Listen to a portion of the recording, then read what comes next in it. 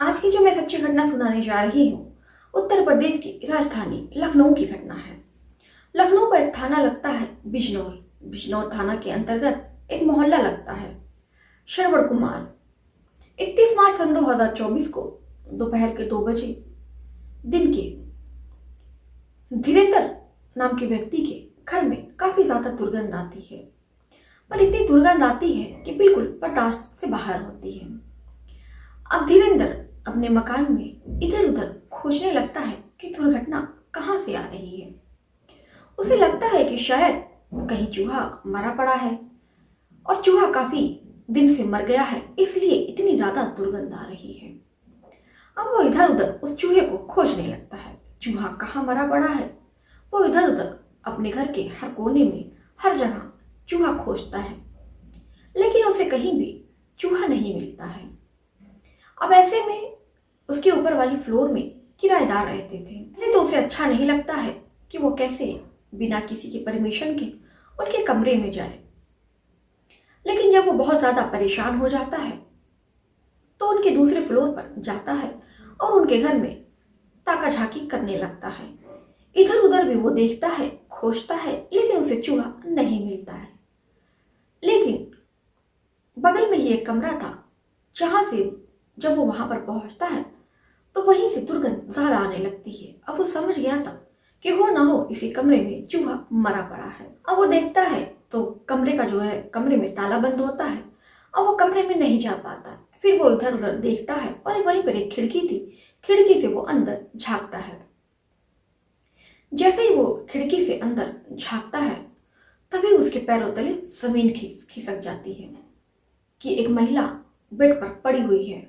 और फिर वो गौर से देखा तो पता चलता है कि वो महिला नहीं बल्कि महिला की लाश है, मर गई है और उसी से बहुत ज्यादा दुर्गंध आ रही है। अब ऐसे में वो जोर जोर से चीखने चिल्लाने लगता है। ये महिला कोई नहीं बल्कि उसके यहाँ किराएदार पे वो महिला बहुत पहले रह रही थी। अब ऐसे में मोहल्ले के लोग जब ये सुनते हैं उसकी चीख की आवाज तो तुरंत भागे भागे आते हैं। और तुरंत जो धीरेन्द्र है वो अपने पिता अमृतपाल के पास जाता है। अपने पिता से कहता है, पिताजी ऊपर महिला किराएदार की लाश पड़ी है। अब ऐसे में जो उसके पिता जब ये बात सुनते हैं तो उनके पैरों भी तले जमीन खिसक जाती है और वो दौड़ते दौड़ते ऊपर के कमरे में जाते हैं।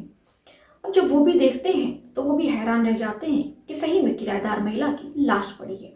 अब वो जोर जोर से चिल्लाने लगते हैं। आस पड़ोस के लोग इकट्ठा होते हैं और फिर जो मकान मालिक है बिजनौर थाने में फोन लगाते हैं और बताते हैं कि हमारे यहाँ घर में एक लाश पड़ी है और हमने ऊपर वाला कमरा किराए पर उठाया था।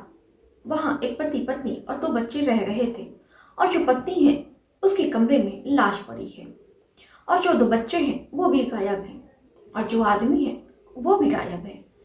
अब ऐसे में पुलिस सुनती है तो उसके घर का पता लेती है और उसके घर पहुंचती है तो पुलिस देखती है कि बाहर से ताला बंद है।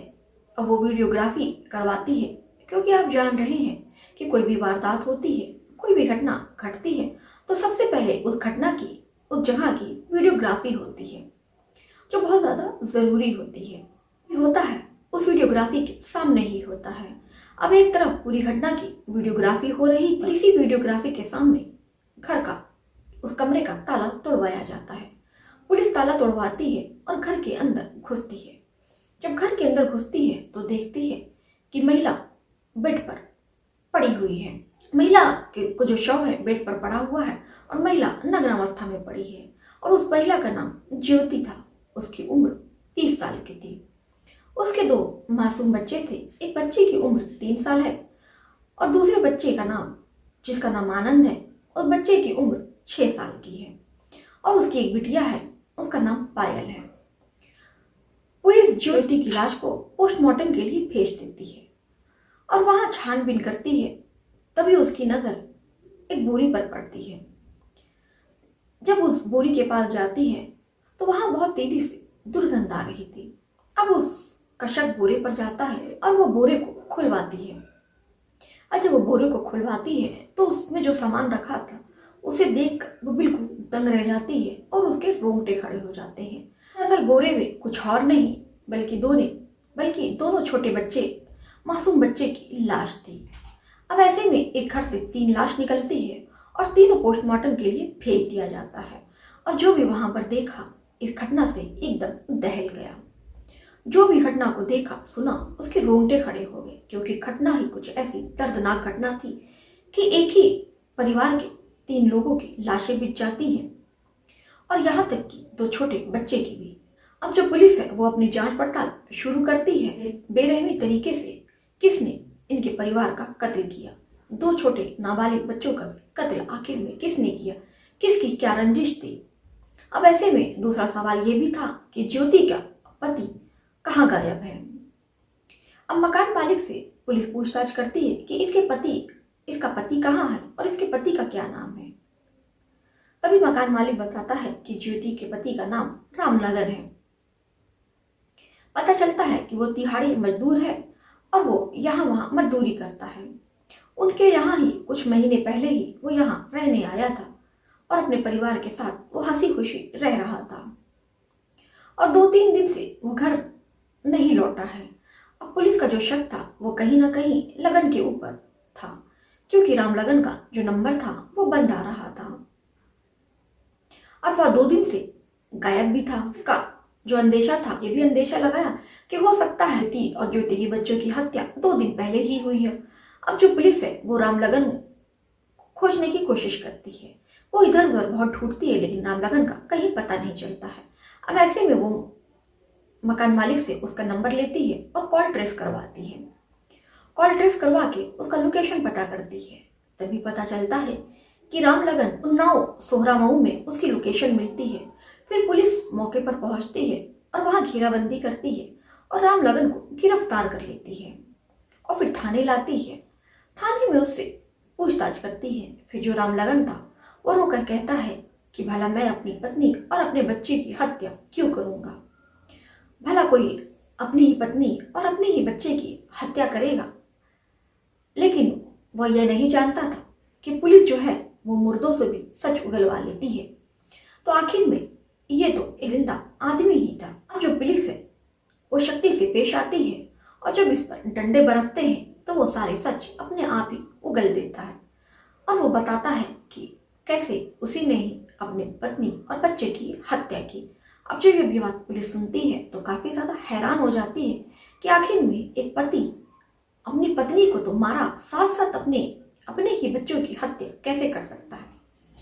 फिर जो वो कहानी बताता है पुलिस वालों को, पुलिस वाले सुनकर बिल्कुल हैरान हो जाते हैं। बताता है कि दरअसल ये जो बच्चे थे वो मेरे बच्चे नहीं थे। अब पुलिस भी हैरान हो जाती है कि आखिर में ये इसके बच्चे नहीं थे तो किसके बच्चे थे। फिर वो बताता है कि मुझे शक था कि मेरी जो पत्नी है उसका संबंध किसी और से है और मैं उससे हमेशा पूछता था कि तुम किससे बात करती हो, तुम्हारा संबंध किसी और से है। ये जो बच्चे हैं इनकी शक्ल तो मुझ पे नहीं गई है ना, चलो एक लड़का मुझ पे नहीं गया है, लड़की भी मुझ पर नहीं गई है। अगर मेरे बच्चे होते तो कुछ ना कुछ मेरे से मेल तो खाता। अब ऐसे में उसको अपनी पत्नी पे शक जाता है कि हो सकता है ये किसी और के बच्चे हों, इसलिए वो अपनी पत्नी से आए दिन लड़ाई करता और पत्नी उससे यही कहती कि वो तुम्हारे बच्चे हैं।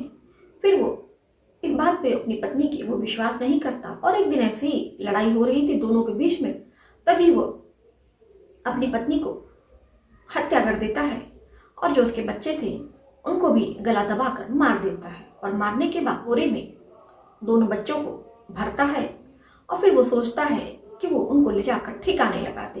लेकिन जब भी वो उस बोरी को बाहर निकालता है, मकान मालिक किसी न किसी काम से बाहर उसको दिख जाता है और ऐसे में फिर उसको मौका नहीं मिल पा रहा था कि वो उस लाश को ठिकाने लगाए।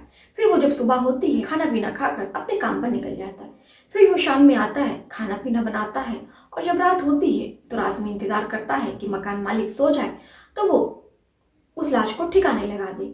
लेकिन फिर उसे कुछ ना कुछ आहट होती है आस पड़ोस के लोगों की, तो फिर वो डर के मारे उस डेड बॉडी को ठिकाने नहीं लगा पा रहा था।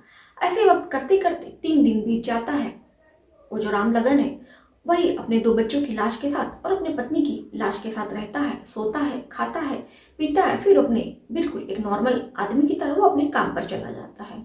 उनको नहीं पता था कि 4 दिन हो गए हैं, अब लाश सड़ने लगी है और लाश से दुर्गंध आने लगी है। ऐसे जब वो काम पर जाता है और काम पर जाने के बाद उसे एक कॉल आ जाता है गांव से, तो वो अपने दोस्त के यहाँ चला जाता है। अब इधर भी लाश को 4 दिन हो गए थे, तो लाश सड़ने लगी थी और उसे बहुत ज्यादा दुर्गंध आने लगी थी।